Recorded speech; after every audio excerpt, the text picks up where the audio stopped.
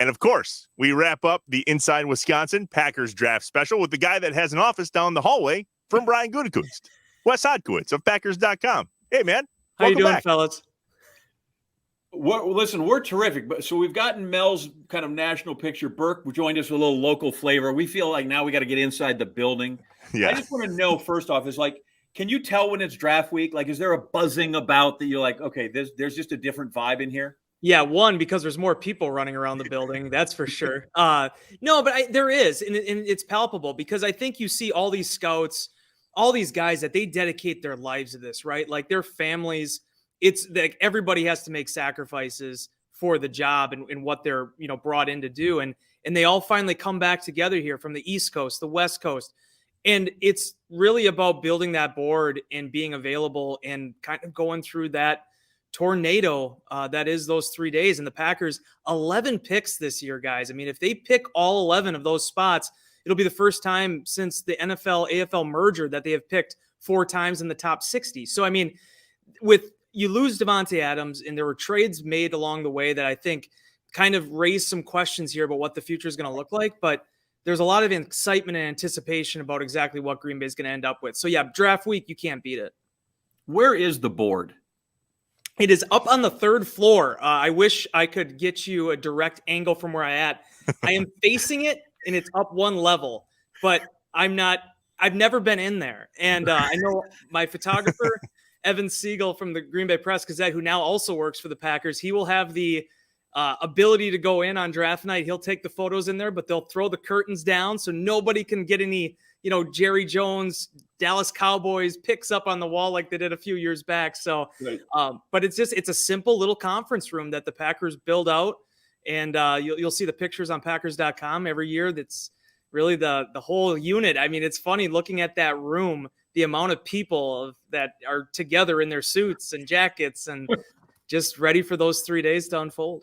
All That's names so redacted. It comes through. Blurred out completely. Yeah.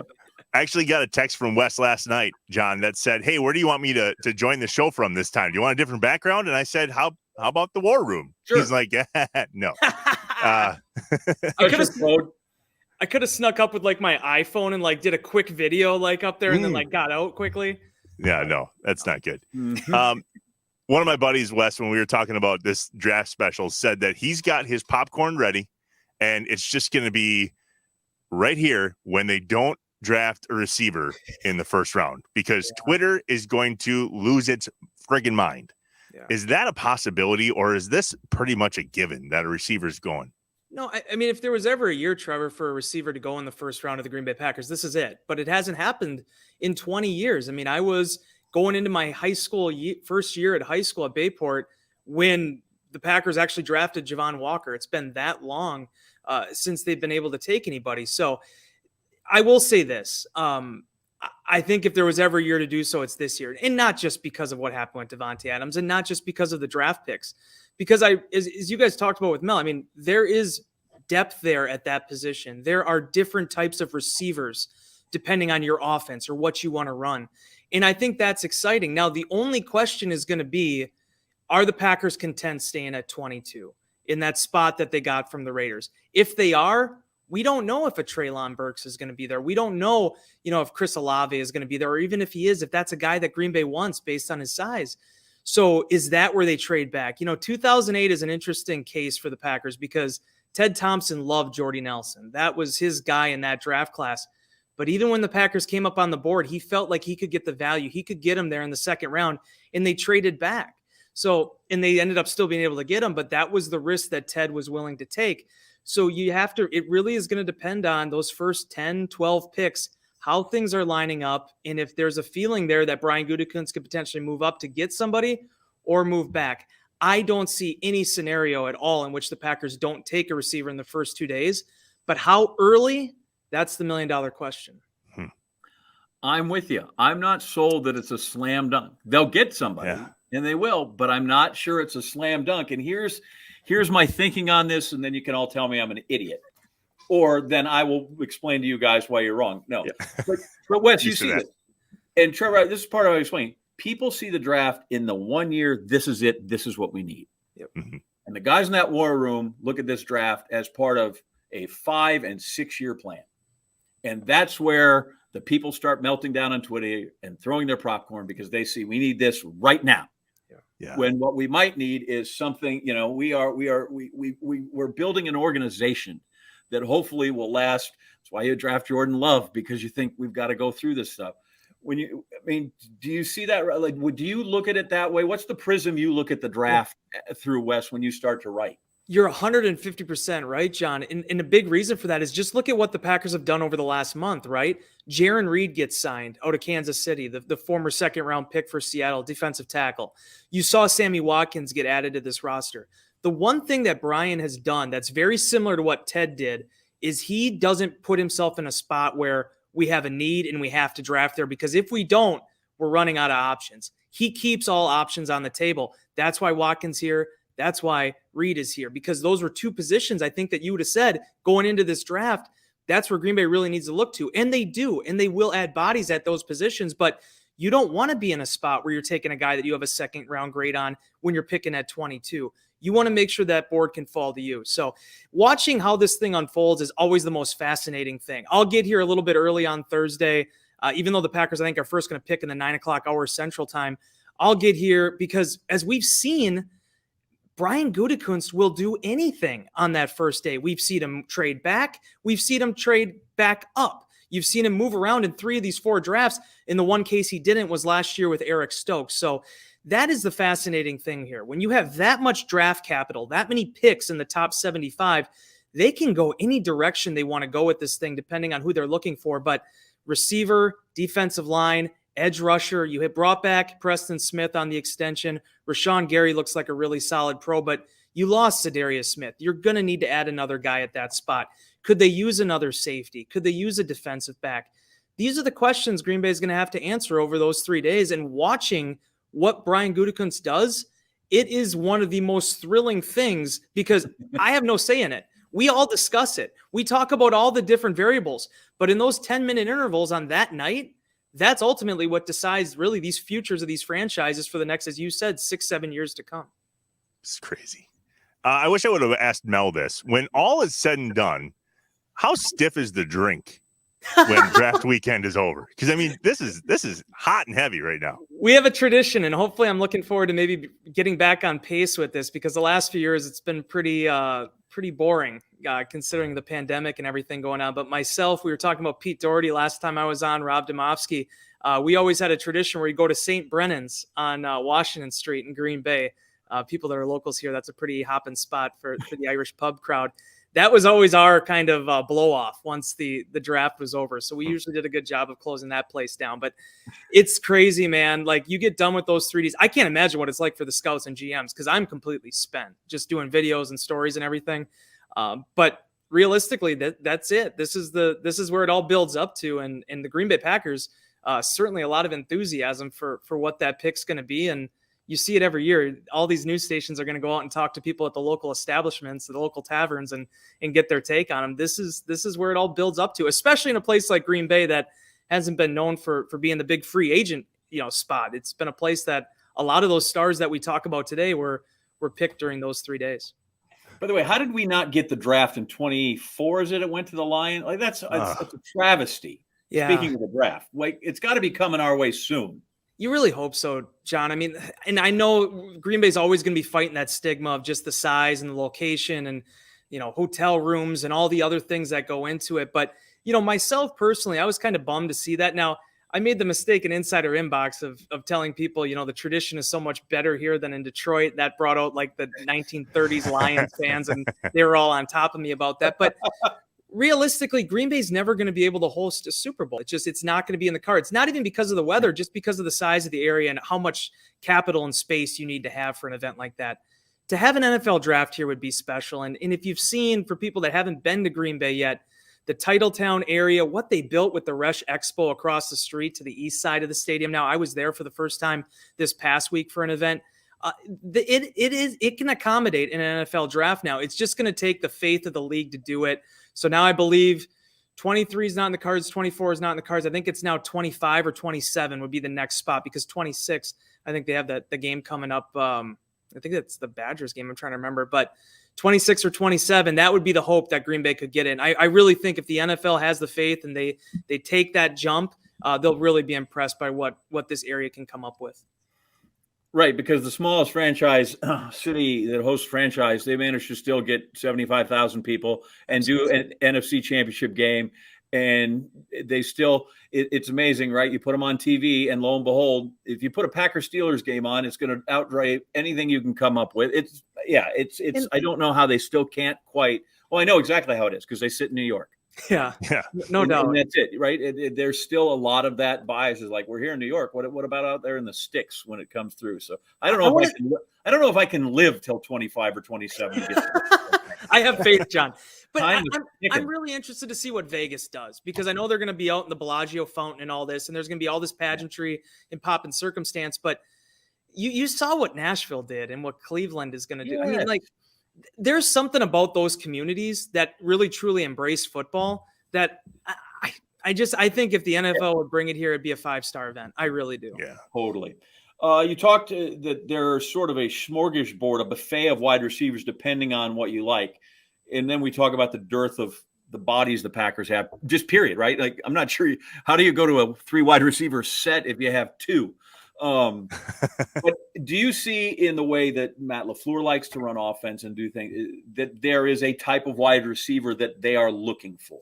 There's a lot. Yeah. I mean, Treylon Burks is the one that I really like, just because of this. And I'm not Mel. I'm not going to be able to break down everything for you with him. But I mean, his backstory, the Feral Hog backstory sold me. But then 6'3" to run how he ran and that size, that has been sort of the prototype for what, Brian Gutekunst has liked. Now, they did draft Amari Rodgers last year. Amari goes 5'9", about 215 pounds. So they are willing to go a little bit smaller with the receiver spot.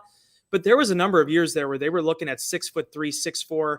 Equinemius St. Brown was 6'5". They were looking for tall, lean receivers. So Burks in that regard, I think, is more of that full complement.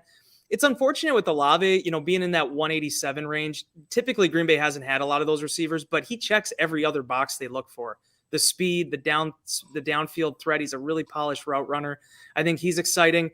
The one that I think is going to be interesting to watch, especially if they wait till the second round, is Watson, the kid out of North Dakota State, Christian Watson. Mm-hmm. He's big, he's tall, and he can run. And that seems to me like the kind of guy they've had a lot of success with. Green Bay has receivers. I mean, they have some really unique receivers, but what you lose with Devontae and MVS was 2 guys that really brought very unique skill sets to this offense. Devontae can run the entire route tree. He can line up anywhere. He can get separation. And obviously the number of targets that Rodgers gave him, it's going to take a lot of bodies to make up for that. MVS was a guy that every single secondary, every single safety duo, they had to keep an eye on. You lost that speed. You lost that possession receiver. How do you make up for it? The story I keep telling everybody is I'm expecting a lot of what Matt LaFleur did in his single year with the Titans, which was a lot of diversification. He built a lot of the games off the run. That's the one benefit Green Bay has here. They have a lot of depth at the running back position with Aaron Jones and A.J. Dillon. So I think you're going to see less spread out concepts, more bunch formations, again, getting back to the truer principles of his offense and the offense that Kyle Shanahan and Sean McVay run. But at the end of the day, you need to have a receiver that is going to strike fear in a defense. And with this many picks, with this much depth in this draft, you can get a lot of guys that I'm not necessarily saying you're going to get Justin Jefferson coming out and having 1,000-yard season, but you can get a guy here that can get on a run, and to have Randall Cobb in that room and Alan Lazard and being able to kind of groom that next sort of generation of receiver. That's what makes this the most intriguing part of this draft, is that you're not only going to get somebody that is potentially a really high caliber athlete, you're going to be able to groom them with some really true Green Bay Packers receivers that know what Aaron Rodgers is looking for. Yeah. Well, we got a couple years left with that Mr. Rogers guy, so let's go. As we wrap up the 2022 Inside Wisconsin Draft Special, I can't help but think, Wes, last time you were with us, you said that you wanted to be the John Anderson and the Stuart Scott, and that video of you talking to us about that was, speaking of Twitter losing its mind, that went off really, really well. That was a cool piece. So here's Mel Kiper on Inside Wisconsin today. With people trying to go, son, where did you go wrong in your life? A lot of people reached out to offer help. Is really Well, so I was thinking about this. John was a freshman in college when Mel Kiper started covering the draft. I was one. You weren't born. I'm not calling John old. I'm saying Mel Kiper has been doing this a minute. Yeah. And I thought of you, Wes, because here you are doing your best, and it's impressive work. But, dude, I have no clue what Mel Kiper told us today. Not a clue. How do you keep up with that when you're doing all this work? Yeah, my colleague Mike Spofford is the one that does a lot of our, we call them prospect primers, which is sort of the ins and outs, guys who can make sense for the Packers. And then if they do take them, we could run those videos on our website after the draft. So I actually give Mike a lot of credit because a lot of stuff that he does is stuff that I read, and I kind of start building my opinions off of that. I always try to, because I'm not Mel Kiper, because I'm not a draft expert, I usually try to be a little bit more hands-off in terms of the pre-build of the draft, just because I fell in love with Ryan Shazier in 2014, and then he didn't become a Green Bay Packer, and all that information I built up, well, it really wasn't worth anything, right? I mean, other than knowing a little bit more about the league. It's sometimes when I like to kind of, Tarantino it a little bit, right? Like go from the ending and work my way back, where you see what the Packers do, you see what Brian Gutekunst did, and then you start to make sense of it when you see these guys come in, when you start to learn their stories a little bit, and when you start to realize who they are as players. Because so often I've done, this will be my 13th draft now. Only one time I've gotten the Packers first round pick right. 2013, I actually was lucky enough to get the Dayton Jones pick right. But other than that, it's a crapshoot. So it's always funny to see once the dust settles who Green Bay ends up with. Do you guys have your phones? Because I told Trevor's talking about all his friends. I have friends too. I'm forwarding a text that they just sent me when I told them I'm doing a Packers special. Draft special, and here's what they sent me. I want somebody to read it. Wes, do you have your phone? Yep. What's it say? Read what John just sent you and I. Friends don't let friends draft Tony Mandrich. I'm just saying. This is what this Trevor's That's a fair point. Everybody, but like Burke's saying, it's 30 years ago, but it's still, people are still scarred. I mean, like, This is what I said, not like, hey, who do you think Mel Kiper will pick? What's Wes saying? No, they just said, friends don't let friends draft Tony Mandrich. That's true. This could speak to the kind of, rapscallions and deviants I hang around with, but still, it's what's cool? True. You might maybe go post that on Goody's door. Just I will. No, it's like, do you guys ever see the Draft Day movie at all with Kevin Costner? Did you ever see that? Vontae Mack, no matter what, I'm going to have friends don't let friends draft Tony Mandrich. Slap that in the door, the Post-it note. Right. We'll see. And then they'll go, okay, we not only can you do that in the room, we're not letting you on the third floor anymore either. I don't want to get you in trouble. But you know what's cool about that, though? And I don't know if Burke, what you guys talk about with all those guys, but the neat thing about the Mandrich thing, because I've heard about it my entire lifetime, right? That this is the incredible bust, all those stories.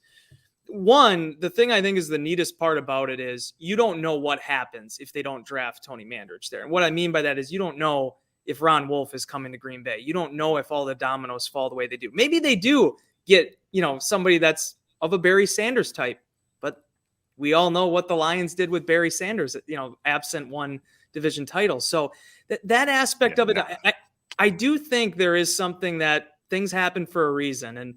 And kudos to Mandrich. I mean, the fact that he was able to get his life straightened out and was able to actually start 16 games in a season in the NFL with the Colts and that sort of thing. Everybody learns and grows and develops, but the Green Bay Packers, as difficult as that is, and as much as people say, Steve Atwater and Derek Thomas and all these guys, Packers got maybe Ron Wolf out of that draft too, which isn't too bad. Yeah. My first year out of college, I work in Oklahoma, in Tulsa. And that fall, I started as the news photographer, and all I have to do in the fall of '88 is go to games and watch Barry Sanders. Yeah. Got a camera. Just watch. And it's not hard, right? Because you don't have to worry about what the other play is going to be. Nope. And that's all I did. And I've, because of my wife going to Oklahoma State, and I've seen Barry many times over the year now, and we've visited some, and I always tell him, the best year I've ever had in journalism was the very first one, watching him run the ball 400 times. And ever since then, it's been downhill. Yeah. Crazy. And it was Saturday afternoons. I was done by 5 p.m. It was great. And now I'm up all night and I don't get to see it. But yeah.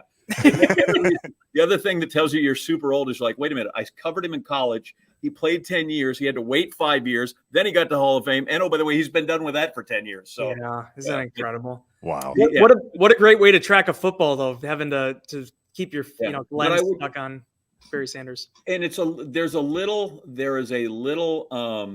Bartman to this, because Bartman took all the heat, right? Because he's the guy that was there, but there were 4 other outstretched arms with Bartman to hit that ball. Right. And if whoever else is in that number 2 spot was going to take Tony Mandridge, but all the other teams that came behind get off scot-free because like, oh no, we had Sanders, they can all BS their way out of that. So in some ways too, I always think the Packers are the Bartman for that because they were there. Yeah. And if it's anybody else who gets it, off they go and they're fine. I mean, because how many times? I mean, let's be honest. I mean, look at Joe Thomas. You guys have, had Joe on a number of times now. Joe, in a lot of ways, was very good player at Wisconsin. Here we go. He's in Trevor's top 47 players ever at the university. Got it. We're all aware. Go ahead, Wes. No, but I mean, like, how many times do you see franchises just completely jump at the idea of a guy that's going to play left tackle for the next decade, and being able to play that position, especially this day and age? It's become more and more important because you're not going to find David Bakhtiari in the 4th round every year. That isn't going to happen, right? Teams have to go out on a limb. And unfortunately for the Packers, not only was Mandridge a bust, it was just the amount of fruit that came out of that tree there in the first 10 picks. But, like I said, sometimes I think everything has a way of working itself out. The last thing I have is when we make this draft, and I think what gets lost sometimes, and I'd be curious to see if you have a pulse on the staff there, is that these guys still have to be coached. Yeah. And so you can get a guy and like, hey, some of the times they go, that guy's a bust. And you go, yeah, what? I don't know that he was actually coached to be a success. Yeah. What's the sense you get from LaFleur and his guys that, okay, we got him in the building, but now it's on us because make or break, a lot of it is, here's your raw material, here's the clay, but we still got to form it into something. Yeah, and I think that's the number one challenge, John, because one, if the guy's a good dude, you want to see them succeed. I mean, the number one story I'll always tell people is Josh Jackson. Now, Josh, unfortunately, it didn't work out for him in Green Bay, but it wasn't for a lack of trying. It wasn't for a lack of the coaches being dedicated or Josh wanting to work for it. It's just not every single pick is always going to hit. I mean, the Ron Wolf theory about standing at the plate and get as many swings as you can, there was a reason for that because he said, I mean, you're just not going to be able to hit on every single pick.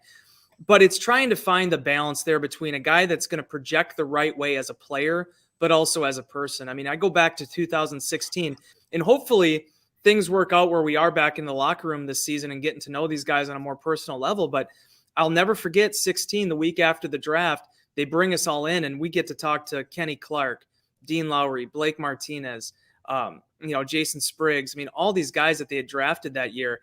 And I remember walking out and talking to Mike Spofford afterwards. I was like, man, I mean, I don't know if there was a bad interview in that bunch. I mean, they just all came off so professional, like so courteous. And it's not always like that. And to see the emphasis that I think Green Bay places on that player and the personality and the fit, you're not always going to find the right guys, but when that is a point of emphasis, I think in the long run, it's shown out to be a good thing for the Packers. I mean, you can't argue in terms of the character of a Devontae Adams, a Tramon Williams. I mean, the guys that have come through that locker room that have been not only cornerstone football players, but in terms of building a culture, everything gets always put on, hey, can this guy be a Pro Bowler? Can this guy be an All-Pro? Well, is this guy also going to make your football team better, for the next 5 years? And Green Bay has been able to hit pretty well in that regard. But the coaches, especially when the guys show that investment and that buy-in, they want to find ways to make them succeed. And I feel like in LaFleur's time here, especially with some of the hires he's made,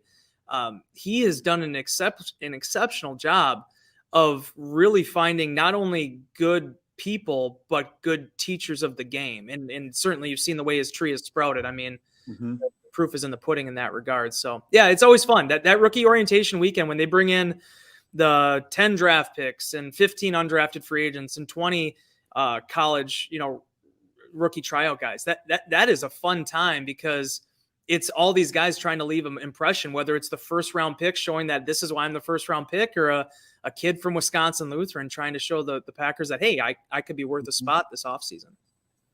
Well, let's just hope Rich can teach the special teams game this year. Is that fair? Can we do that? Fair. That's fair. But boy, check this out. I don't know if you guys got a chance to watch his interview at all, the press conference he did. Matt LaFleur. So I was down in Florida for the NFL annual meetings last month, and we hadn't talked to Bisaccia yet. And Matt had said, he's like, boy, are you in for a treat? I mean, this guy is a fiery personality, but naturally, when you always think of fiery personalities, you think of guys that are just like all hellfire and brimstone. It's just a quiet intensity with him. And when you look at what he did last year with the Raiders, I mean, being able to keep that train on the tracks. I mean, I know the Gruden thing drew all the headlines, but there was a lot of stuff that happened there even before that last year. And being able to get that team into the playoffs, I really thought that he was going to be a really legitimate candidate for their head coaching spot.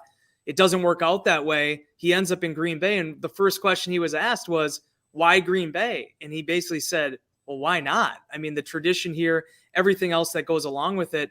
He has a connection to Joe Barry. He obviously, him and Matt LaFleur hit it off. And you're seeing the emphasis already, Trevor. You know, they've signed Pat O'Donnell from Chicago, a guy that Bisaccia even said he was looking at him with the Raiders when Gruden's staff got there in 2018. You know, Keyshawn Nixon, a guy that is more of a special teams ace, but a guy that I think the Packers, they want to get more of those Jared Bush guys back in the building, guys that, hey, your first emphasis might be special teams before offense or defense, but we need to build the core up. Green Bay has to improve. There's no question about it. I mean, last year was not good enough, and being able to bring in a guy like Bisaccia that's going to demand that type of respect and discipline, this could be really the hire that finally gets them over the hump with that third phase. John, he's totally the third generation the Packers historian. He is. He just is. Like, this is the guy. This is the Mel Kiper of the Packers. This is it. You think? I do. I feel like I make the top 5. I don't know. Here we go with the top 5. Wes, you're the man. Thanks for joining us, man. Do you have a draft suit picked out? So here's the thing. I learned that the hard way, John, the first year. So 2010 at the Green Bay Press Gazette, Mike Vandermoss is like, hey, Wes, do you want to come and try to help out and do some like bios on the spot? I'm like, absolutely. I'm like, it gets me out of like covering a track and field meet. I'm there. No! Sorry. I'm sorry. That was amazing. Oh, that's amazing. Wow. I got to go hang out with the big boys, right? So I go there and I got this nice like shirt on and thing. Well, one thing you got to realize, boys, and John's probably been in his handful of media press conferences. There are more people in the Packers media auditorium during draft weekend than at any other time in the season. Yeah. There is humanity on top of humanity. There's not a great air conditioning vent there. So by the time that draft is over, the first day, I had buckets of sweat coming down my face. So ever since then, you'll see a very efficient process from me. It'll be a nice simple polo, maybe not even an undershirt. Probably wear some nice slacks, some Lululemon slacks or something, because I learned if you go in there with a suit and tie or any kind of like formal wear, you're going to sweat through that entire thing. Nice. I don't know who we're sending this year. If we have somebody there, you know, now you can do so much more with remote, and you know, you can do it like this. So we used to have somebody there. I don't know. Well, and Rob is. I just know that Ed Werder will be with the Cowboys, and then Sal will be either with the Eagles or the Ravens, but he'll probably be with the Eagles when they. We got Rob. When you got Rob Domofsky, you don't need anybody else. No. Yeah, we don't have to bring in outside. We don't have to bring out outside folks. He's good. That. He's our man. We picked from within. We just stole him. Is what we did right there. Fair. We did. So, we didn't even get a contact for him. All right, let's go. I appreciate it. I don't need any more time with the track haters.